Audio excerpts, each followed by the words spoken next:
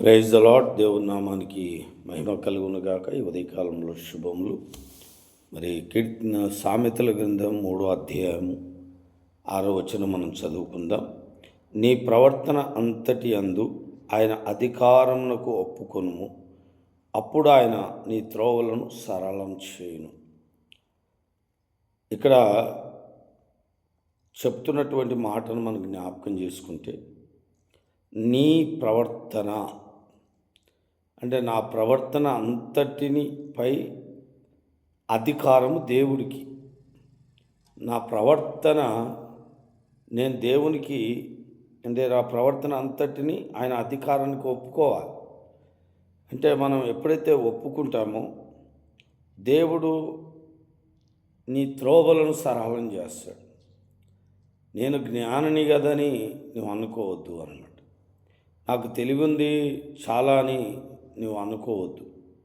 ఇక్కడ చెప్తున్న మాట, నీ ప్రవర్తన అంతటి అందు ఆయన అధికారానికి ఒప్పుకోవాలి.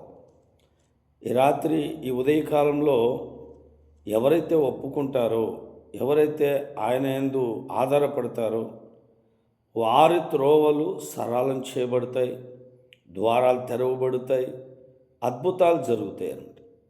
కాబట్టి నా సర్వము నీవే అని మనం ఆయన మీద ఆధారపడాలి. మనం పూర్తిగా ఆయనకు అప్పచెప్పబడాలి. మన సమస్యలన్నీ కూడా తొలగించబడాలి. మనము ఆయనకు అప్పచెప్పుకున్నప్పుడు దేవుడు గొప్ప కార్యము జరిగిస్తాడు. కాబట్టి నీ ప్రవర్తన అంతటి అందు ఆయన అధికారమునకు ఒప్పుకొనుము అంటున్నాడు. ఈ ఉదయకాలంలో ఎవరైతే ఆయన అధికారానికి ఒప్పుకుంటారో వారి మార్గాలు సరళం చేయబడతాయి, వారు దీవించబడతారు, ఆశీర్వదించబడతారు. దేవుడి మాటలు దీవించునుగాక. ప్రార్థన చేసుకుందాం. పరమ తండ్రి, నీకు వందనాలు. కృపగల దేవా, స్తోత్రాలయ. నీ ప్రవర్తన అంతటిని ఆయన అధికారమునకు ఒప్పుకోమని నీ వాక్యము సెలవిస్తుంది.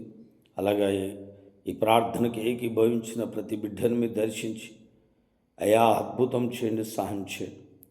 నాయన గొప్ప కార్యం జరిగించండి.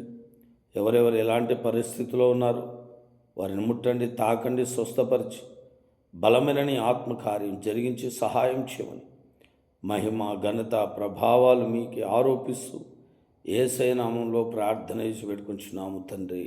ఆమేన్. Praise the Lord. దేవుని నామానికి మహిమ కలుగునుగాక. ఛానల్ సబ్స్క్రైబ్ చేయండి. దేవుని మిమ్మల్ని దీవించునుగాక.